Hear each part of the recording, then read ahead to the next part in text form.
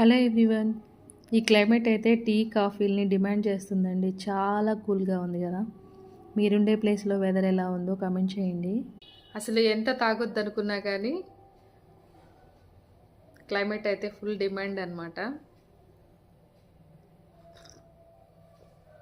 మీలో ఎంతమంది ఈ క్లైమేట్ను కూడా ఫైట్ చేసి టీ కాఫీలు తాగకుండా ఉన్నారు? వీలైతే కామెంట్ చేయండి. నేనైతే ఫైట్ చేయలేకపోయాను, ఎందుకంటే వెదర్ డిమాండ్ చేస్తుందన్నమాట. సో కొంచెం షుగర్ తగ్గించుకొని, మీలో చాయ్ లవర్స్ కాఫీ లవర్స్ అలా ఉంటారు.